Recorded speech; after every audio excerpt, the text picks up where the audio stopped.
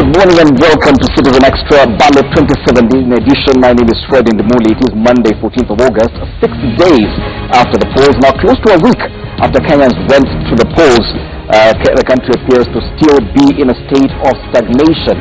Many businesses in Nairobi, for example, remain shut. Offices are empty and the usual traffic jams are non-existent. Now Kenya appears to have gone on holiday mode, but for how long? What does this mean for the economy? Does it have to be this way every election season? In a short while, we'll be heading to one press briefing happening right now where the business community is putting its voice to that. Now, the fact is, life has to go on, and it will, as in about a week or so, ladies and gentlemen elected to the 12th Parliament will be sworn in. How exactly will the National Assembly look this time round? What should we expect now that Jubilee has further muscled up its strength in the House? Will we still be at the mercy of the so-called tyranny of numbers? Now, in a short while, we'll be looking at the National Assembly at the numbers. Jubilee 165, NASA 118, others 53, Independence 13. What does this mean for the governance of this nation? But before all this, let's now head out to this press conference going on right now.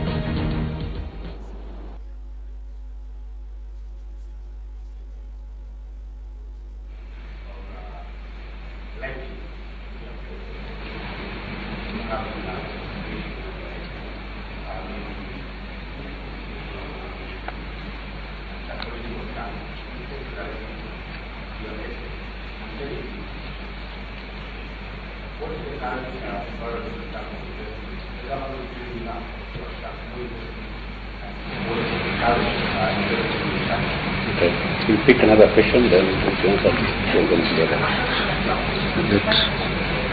Let Rita answer the issue there. The last one that is asked about the government.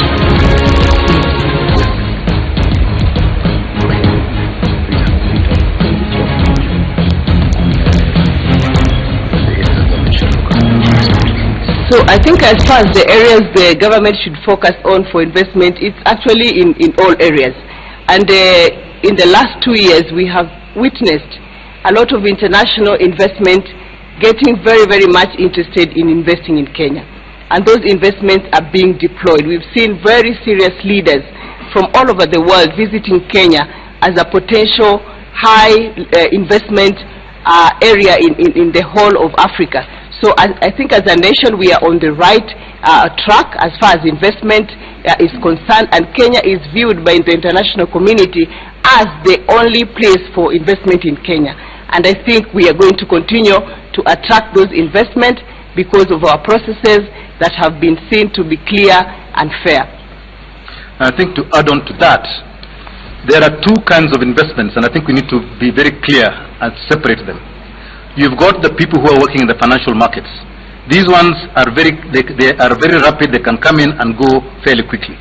And what we have seen is that the stock exchange in Nairobi has actually been fairly stable, and in fact on a very bullish trend at the moment.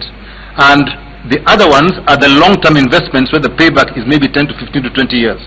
Those ones are coming in, as Rita has talked about. We've got investments in the automobile industries. We've also recently just signed as a country for the investment of the road between Mombasa and Nairobi, which is a long-term investment, and there are people coming into that area. So long-term investments plus short-term financial investments, both are positive. And back to your first question about the sectors that are affected, I would like to say that perhaps every sector is affected if there's a downturn in economic activity. I mean, hospitality, retail, manufacturing, transport, banking and finance, all will be impacted if we have more days of very low economic activity. So it is therefore that the reason that we sit here today to say that Kenyans need to go back to their daily routine so that we can maintain our leadership as a business hub in this region. And I think, to talk about investments, the fact that Kenya has moved from position 138 to 92 in the ease of doing business clearly manifests the fact that we are still a desired business destination. Any other questions?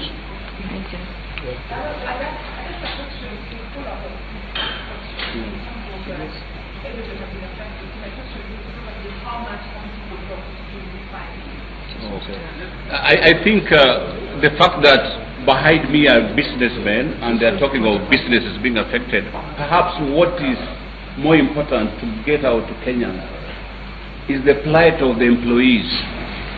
Some will lose their jobs in the bad economy. Some are already suffering when you don't turn up, especially the services sector. There are some supermarkets which have remained closed, even hostels. There are people who earn even on a daily basis.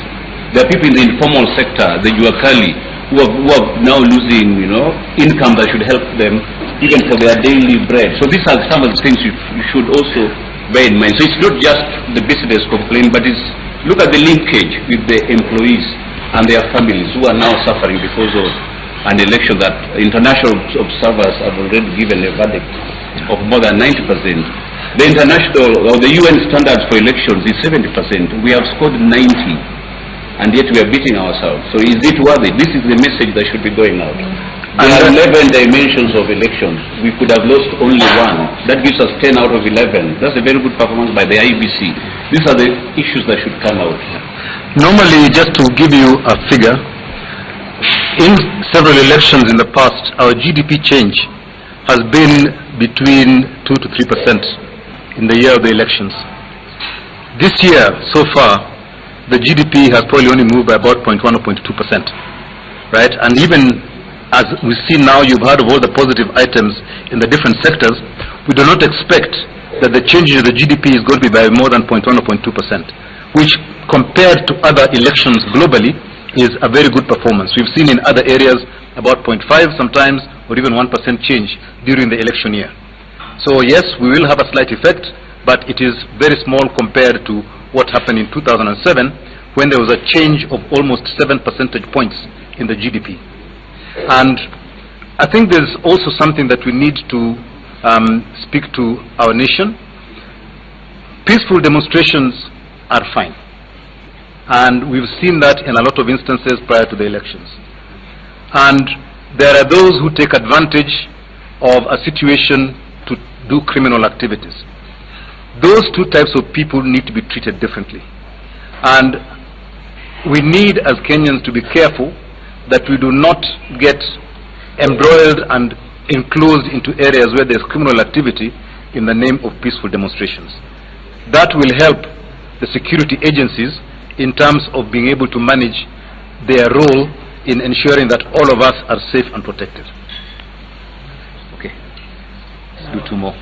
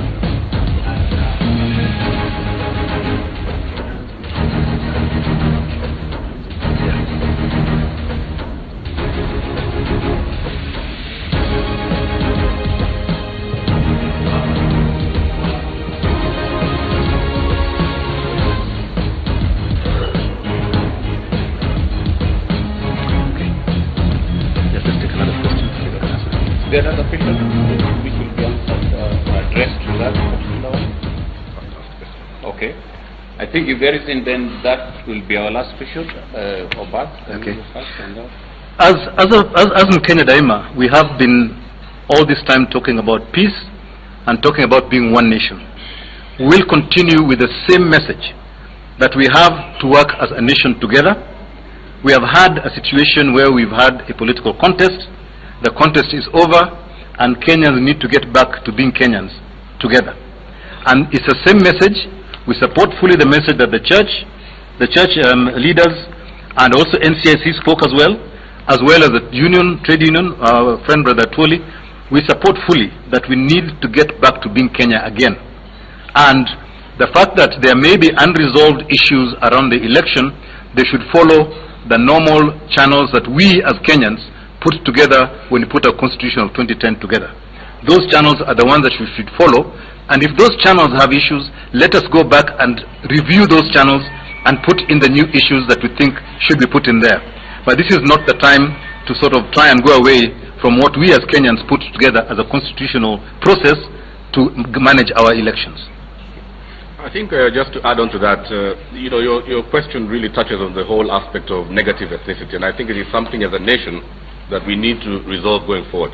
But I think we also need to really commend the President, because of in his victory speech a few days ago, he spoke extensively about inclusivity. And I think as a country, you know, Kenya Daima, the business community, we will all be working towards a more inclusive country to see to it that all the 42, or now 43, I think, tribes in this country are involved in the nation building of this country going forward. So we are committed, and I think most of us here are completely tribal, and really the message needs to be passed on to the rest of the country, and the brand Kenya needs to be really maintained as a leading brand that will attract investment. We can even see the chairman of the brand is here with us today, and we are confident that as a country we have ticked a very important box. We passed through a very important milestone, and in fact many of our neighbors are looking at us with envy, because many of them have not even started to take their very first step in terms of the democratic process. Thank you. I think that ends our session today. Maybe as they leave, you can book any of them and get your extra information that you may need. But be assured that the business community are not just resting here. They are constantly engaging the international community. They are engaging the... Yes, Kenya Daima there bring together the Kenya Private Sector Alliance, Association of Manufacturers, Business Leaders, as well as Bankers Association, talking about the post-election situation in Kenya and the possibility of the country moving forward, because that's the main discussion we're going to have. And this morning, I'm privileged to have in studio Mary Mwangi, Mark Bichachi, and Dunstan Omari, my panelists this morning. Karibuni sana. Thank you, sir. Of course, the biggest discussion this morning has to do with moving the country forward. 6 days after the elections, we still appear to be in a state of stagnation. Coming to work this morning, I'm sure there's still no traffic. Yes. Even after that weekend, there's still no traffic. So it's a bit interesting. But before we even come to the discussion, let's check out the situation in some different parts of the country. Of course, it's not just in Nairobi that we have this stagnation of sorts. Also, let's see what's happening in Homa Bay. And we'll now link up with our reporter there, Laura Otieno. Very good morning to you, Laura. How is the situation, the business situation in Homa Bay this morning? Have people gone back to work? Yes, a very good morning to you, Fred, back at our communication center. And here in Homa Bay County, such a way to start the week. People are resuming business as usual. And first of all, before I just move to maybe talk to the residents who are here working at Bunge la Wananchi area, very big congratulations to Team Kenya, the IAAF Championships in London. You're seeing startling performances from Manangoe and Helen Obiri. Of course, very big congratulations for flying our Kenyan flag high. And yes, indeed, back here in Homa Bay County, people are starting their week pretty well here. Businesses are resuming, and as you can see just here next to me, this is the area where shoes are cleaned. The people here do cleaning services. And maybe if I could just talk to this gentleman over here. So what does the way forward? What are you doing here? Okay, my name is Ken Oyola. I'm a resident of Homa Bay town. I would want to first of all thank the people of Homa Bay for the kind of peace they have shown at last. Yesterday and the other days back, we had a problem of running battles here and there, but today I can see things are back to normal. Shops are being opened and people are going back to work. This one, I have to appreciate them. The only thing I want to say, and the message I'm sending to our leader Raila Amolo Odinga, we still love him and we like him. As you can see, he asked us to give him all the seats, ODM, and he managed to get all the seats. As we voted, all the seats were voted 6-piece, and that is good for him. And the only thing I would urge our people to do now is to wait for tomorrow's final word from Honorable Raila Amolo Odinga, and wherever he is, we have to tell him that we love him and we are supporting him, whatever decision he will make. Yes, those are live pictures there from Homa Bay County. People, of course, giving their different opinions with regard to what's happening post-election. Back to my panelists, of course, that's the biggest talking point now, taking the country forward. Even before we talk about the numbers in Parliament, and I know that's a very interesting conversation, but by now we should have moved on. We do not see elections becoming a holiday elsewhere. This is a week-long holiday. The only other time this happens is during that gap between Christmas Day and New Year's. Yes. This time round, it's a week long, and nothing is happening. Surely, Mark. You know, the unfortunate circumstance we find ourselves is that we have a holiday that is without definition. Without definition in terms of we don't know how long it's going to last, and two, we don't know what is the purpose of this entire exercise on both sides. Now, unfortunately, people have lost their lives, and when lives are lost, it stops being about the election. It becomes about the human rights and how we should treat fellow human beings. And the other part is this, that the political leadership is not coming out clearly and saying, okay, we're not going to work on Monday, but why? What is the solution? You know, typically even nurses who are on strike as we speak have an agenda. They're saying that if we get a certain amount of money, then we will go back to work. But in this particular impasse, we do not have a conclusion to what if we are given, then we will go back to work. That is really what is creating this whole mess. That we do not have a direction from either political establishment that is conclusive. And one of the things that we need to understand is whereas the police can maintain the peace using force, but they cannot win over the hearts and minds of people, and whether we like it or not, as Kenyans, we are bleeding, because at this point when a Kenyan loses their life, it does not become an ethnic problem, it's a Kenyan problem. Yes. And the thing is, and I sincerely implore Honorable Raila Odinga tomorrow or today, if he does come up with a statement, to conclusively say, how do we conclude this impasse? That is the most critical thing. And of course, even trying to maintain peace and order is a tall order, especially when the whole country is idle. People are not working. People are just free, and they do not know, as Mark said, when the holiday will end. Mary. That air of uncertainty is what is creating this impasse right now, and we need a strong voice coming from either side of the divide. The president-elect now has to become a president for the entire nation. No more them versus us rhetoric. And we want to ensure that the politicization of ethnicity is no more. And this is the most opportune time to do that. Secondly, the issue of the deaths that have occurred thus far and the individuals who feel aggrieved. We would like to call upon Honorable Raila to ensure that he sends a clear message as to the way forward. Will he go to court? Will he in one way or another become the better person and become a statesman? Those are some of the questions that now are going on in everybody's mind, and hence the situation we're facing right now. Of course, Dunstan, we do expect quite some amount of litigation coming from these elections, but surely it would be much easier if everyone was back at work. Then this court processes can continue, even if the presidential election is disputed, and it probably would take a legal angle to it. Don't you think it is much easier when everyone else is back at work than just having an idle country waiting for something that we are not even sure what it is? Well, thank you, Fred. First and foremost, I want to thank media for covering what it has covered. As you know very well, I was in the campaigns in Nyamira, West Mogrango constituency and Nyamira County, seriously involved. I've just come to Nairobi. I'll tell you for free that the whole of Nyamira County is working.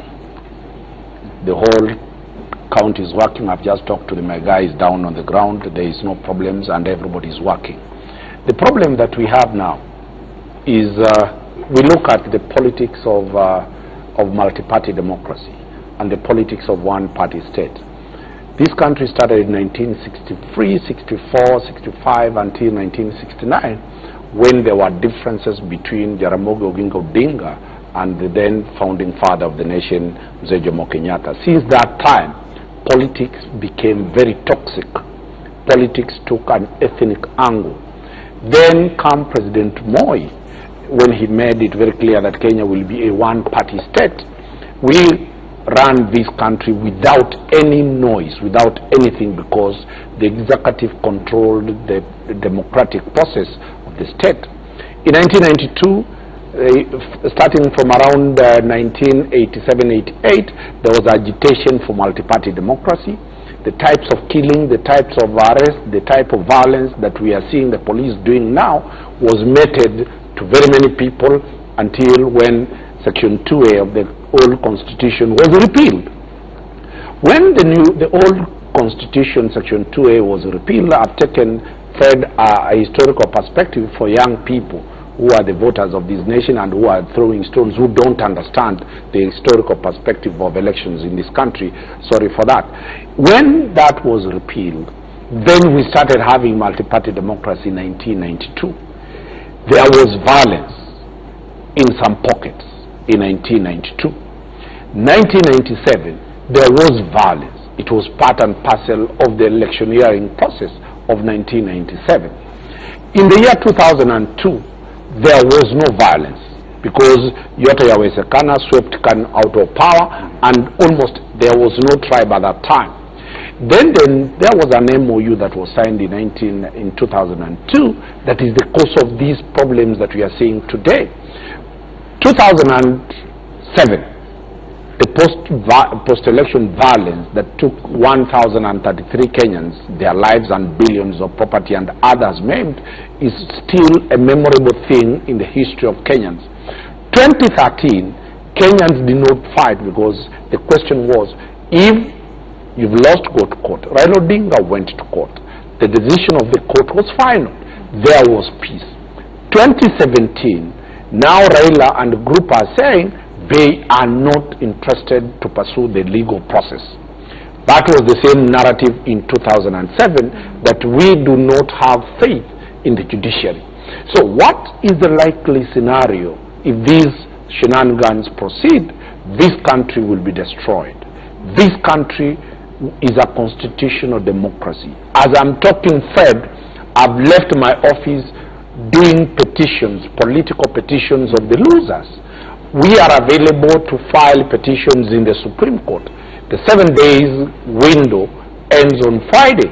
Still, NASA can go to court, challenge these elections, because under the law, because as a lawyer I need to tell the Kenyans the truth, if the police use excessive force, we created in the Constitution what is called Independent Police Oversight Authority. Yes. They are supposed to monitor the use of force by the police. If they will be found that they have used excessive force, they will be arrested and be arraigned in court. Okay. Number two, any loser who loses an election, the law provides that you go, if you are an MCA, you go to the magistrate's court.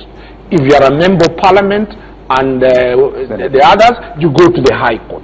If you are a presidential candidate, you go to the Supreme Court. That has not changed.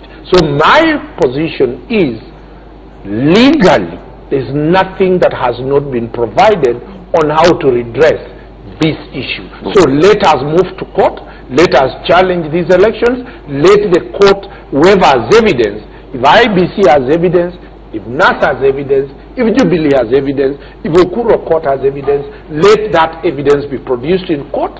Okay. Let the Kenyans continue working. Mark, you want to add something before we look at the numbers? One of the key things that we need to understand, just to pick up on his conversation about taking a petition to court, we need to understand that the court petition of 2013 is what produced the changes in the IEBC, that while we enjoyed a kit that worked, we were able to identify each other, the queues were shorter. That was born out of CORD taking the case to court. And the importance of taking the case to court is that you move from the realm of conspiracy and theories into the place where we are able to have factual facts from which we can if I to get you right, yes. Even if they go to court but the decision does not go their way, yes. This process will still benefit the country. It is part of our democratic process. And for me, what I would urge NASA is, for the sake of this country, if you have evidence, let it let's not live in speculation, where we're wondering whether it's MySQL or Oracle server, where we're wondering whether this is the actual Form 35 or a fake Form 35. When we go to court, we're able to establish the facts, and even if the judgment does not overturn whoever is president, it definitely sets a better precedent for 2022. This is how democracies work. That said, of course, we'll continue with that discussion because that's the main talking point. We need to get the country back at work because the country has to move forward. Bills have to be paid. But as it is right now, let's look at the numbers and the changing face of the 12th Parliament. 179 members of Parliament are out. Yes. Only 111 are making it back this time around. From the 11th Parliament, only 111 are making it back. But we are seeing quite some dynamic in the numbers. Jubilee has a huge advantage this time around. ODM has lost quite some influence in that house. What does this mean? We talked so much about the tyranny of numbers coming after the 2013 elections, but can we still use the same phrase, tyranny of numbers, this time around, or do we move on to totalitarianism? Wow, that's a powerful statement. To start with the wow. And it's very important. First, let's remove the negative intonation of tyranny of numbers, because in 2013 it was about the fact that the Kalenjin and the Kikuyu community had huge numbers and were able to get the president to win. However, those numbers were not the same when it came to parliament. They had a slight advantage, but it was watered down thanks to how well ODM had performed. What is critical in this election is to understand that Jubilee has made quite a lot of inroads into, for example, places like Western Kenya, where they have up to 4 MPs in a county. Now, taking that narrative into account, the country therefore is at an interesting place. Now, typically, any president running a country wants to have majority. What majority helps you to do is that you're able to make decisions and know that you have the quick backing of Parliament and Senate if you need to make certain decisions quickly. Now, on the flip side of that, it also means that if you want to make a mistake, you also have the numbers to do it. Yes. So the question is going to be, and this is where the onus is going to be on Uhuru Kenyatta. Uhuru Muigai Kenyatta, today as we speak, has history in his hands. He has the capacity to move Kenya forward in a very positive way. He has the capacity to say that every agenda that he has on the table, he has the numbers to push it forward. If, however, he decides not to go for a legacy and slacks off a bit, that is when those numbers become dangerous. So it is totally up to what this government of the day wants to do. Yes, and when you talk about numbers, let's see exactly what we're talking about, courtesy of Magic Wall here. And the National Assembly, this is how it looks. Jubilee 165. Now this is Jubilee alone. Forget about the Jubilee affiliate parties. Those ones fall under others. Yes, Jubilee 165. NASA, and this is the coalition, we're talking about ODM, Ford Kenya, Wiper Party, 118. Jubilee by itself is only short of how many to get a simple majority in Parliament? About less than 10. You only need less than 10 to get a simple majority in Parliament. Yes, Jubilee also needs probably about 2/3 majority is 233. If you subtract that, they need about 67 members for them to get a 2/3 majority, and we'll be discussing what that means, the ability to marshal 2/3 in Parliament. Now, looking at these numbers and looking at others, Jubilee Party by itself, the numbers are there, but if you look at these numbers, these other numbers, Kenya African National Union, this is KANU, 8. It is a Jubilee affiliate party. If you give that number to this, they already go beyond the simple majority. Yes, Economic Freedom Party from Northeastern, 4 members. Maendeleo Chap Chap, which is also a Jubilee affiliate, 3 members. Others that and I'm saying could go, Kenya National Congress, which has 2 members. We do have a Democratic Party of Kenya, has 1. These are the possible numbers that could go Jubilee's way. Yes? It looks very easy for actually Jubilee to do its work in Parliament. How risky is this, Mary? Let's talk about the risk first. The advantage is rather obvious. Right. What is the risk you're looking at? Again, very strong word. The party leader must ensure that the national outlook and national appeal is pushed, because we do not want a situation where one party takes all. And we do not want a situation where we lack an opposition. So in fact, we want to call upon the opposition to now re-strategize and become that voice of reason for there to be some form of balance. The issue we face in our electoral process is an issue of numbers. It's a game of numbers. So whoever has more numbers as their political base will ensure that they get majority in parliament. So now, we read in the papers earlier before the election process that there was an area in northern Kenya that only had one registered voter. Now, let us be very honest, I am sure there are very many eligible Kenyans in that region who could have voted, but the issue is numbers. So we want to ensure in the next election that we have the numbers across the board, so we do not have this kind of a situation that will create a negative environment. But as Mark pointed out, Jubilee can actually turn this around and make this a parliament that is focused on national unity. But is it really possible when you literally don't have an opposition? Well, Fred, what you're facing is not new to this country.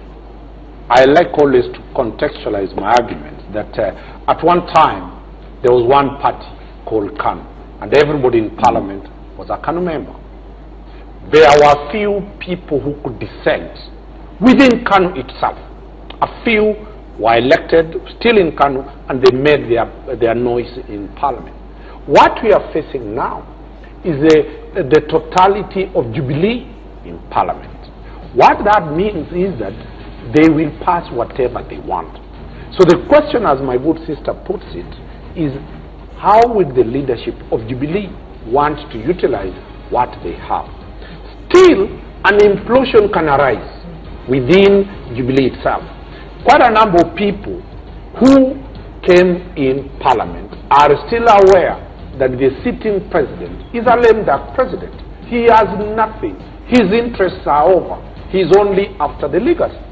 The 2022 elections will determine how that parliament will behave. One, can that parliament be turned to be an impeachment ground so that the president is at risk being impeached by his own members of the party?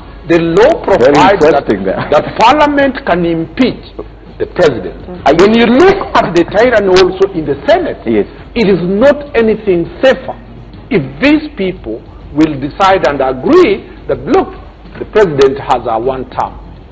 Why don't we coalesce and impeach this government and get our guy on the top? So it is both a double-edged sword. Okay. Dunstan, let me stop you there. I do understand the county commander in Nairobi is currently addressing the media on the security situation in the city. Let's listen in. And this operation will continue. And we have officers drawn from National Police Service, from Prison Service, from National Youth Service,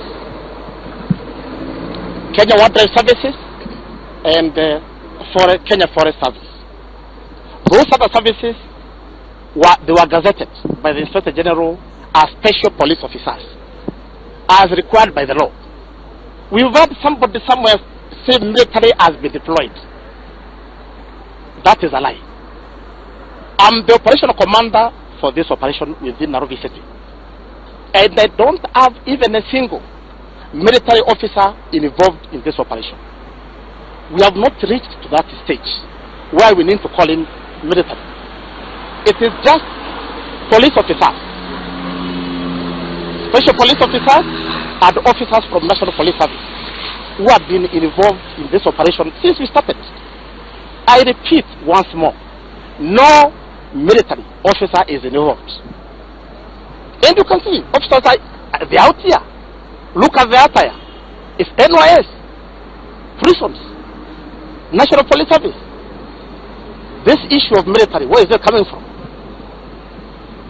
As the operation commander, I have not at all called for support from military. My officers are doing well.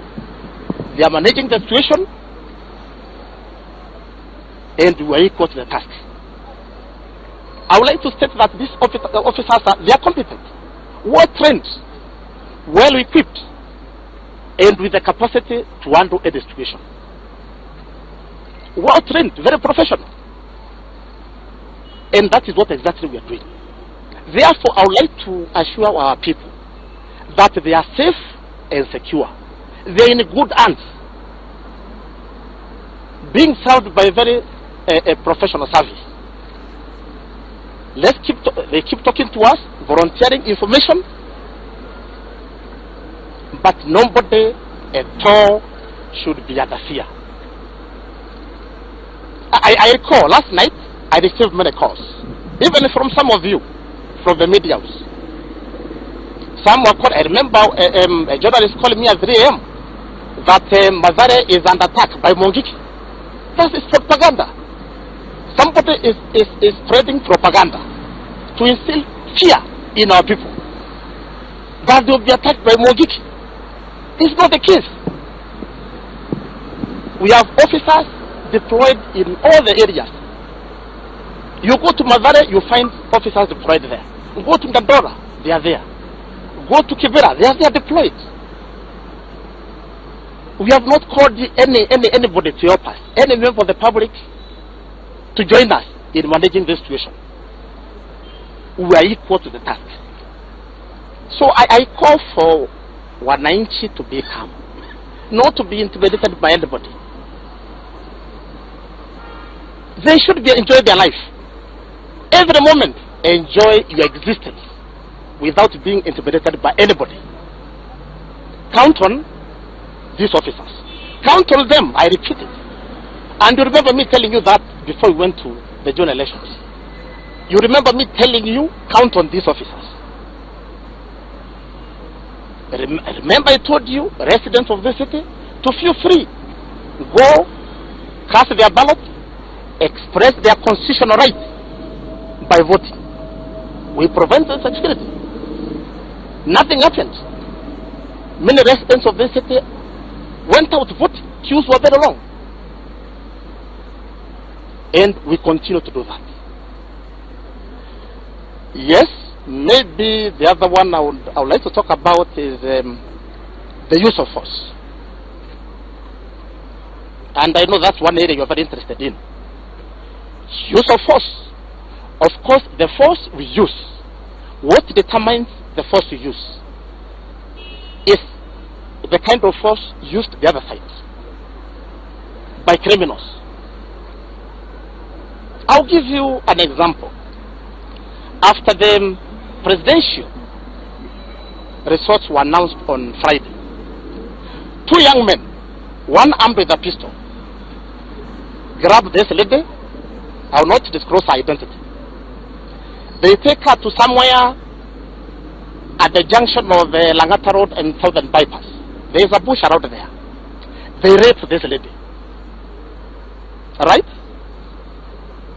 Then even after raping this lady, they have the courage to ask her to call the husband to send money.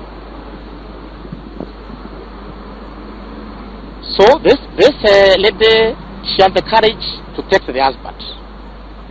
Even as you come, be careful, these people are armed. The husband alerted us. We went there. We found the lady there and the 2 gangsters. So the one who was armed attempted firing at the officers. Are you saying, as police officers, wait for that gangster with a fire to kill that officer? Can't happen. The law is very clear on when we are justified to use the fire.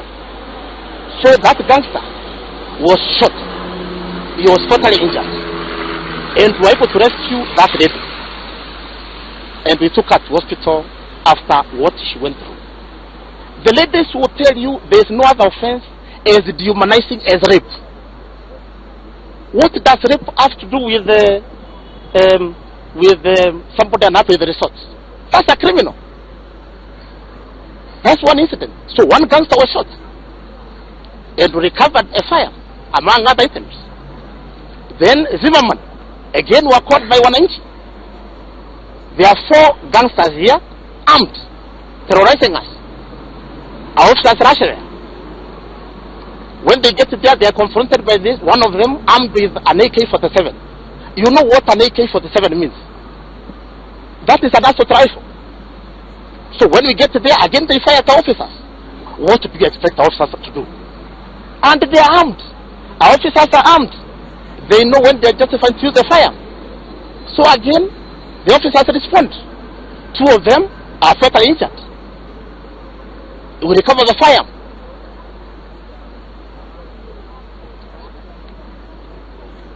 Colleagues, tell me, even a layman will tell you when a police officer is justified to use a fire.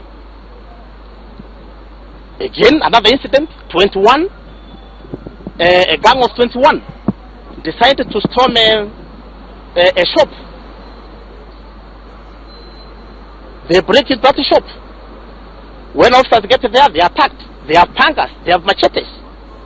Do our officers wait to be cut into pieces? They respond. Again, 1 or 2 are shot dead. So that's why I said I'm happy with my officers because of the professionalism they have exhibited, the patriotism, the love for this country they have exhibited. I'm proud of my officers, and we are continuing to do that. We are going to continue to do that. Our responsibility to protect life and the property of every resident of this city, and I will not shy away from doing that one. I have got mandate, and I will do it without fear or favor, without intimidation by anybody. So what I ask those criminals out there who think they will cause trouble, they will steal from anybody, they will harm anybody, I'm sorry, it will not happen. It will not happen. It will not happen. We are going to deal with you firmly.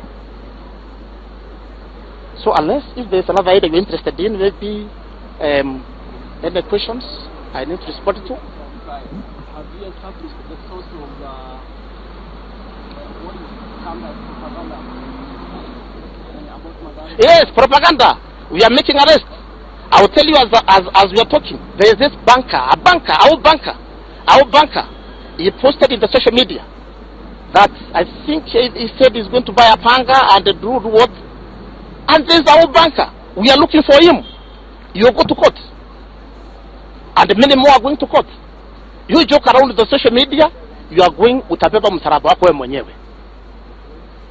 And let's be careful. Some may be doing it innocently. I don't know whether you know the implication. Our banker, I left your fingerprint because you have committed a serious offense. You never get a certificate of good conduct in this country. You cannot even run any business. You cannot even be a tout. Because to be a tout, you need a certificate of good conduct. That is the implication. So think twice when you want to joke around the social media. You are destroying your own future. But that is what I'm paid to do by Kenyans. To get those who cause trouble and take you in jail, take you to committee. Na ufungwe maisha yako yote. Any other question? What would you say about the young girl who was shot in Mathare? You said you're proud of the officers and what they did. How would you explain that? Beautiful. That's a good question. Yes. And it's something I would have mentioned. There are many farms out there. You know, you have organized criminal gangs. You know about them. They are organized criminal gangs. They're armed. That's the information we have. Some of protesters in the courts, they are armed. They are firearms. So when this young child, the minor, was shot, officers spotted this person who was armed. And they were pursuing him, and as he was running, he was firing.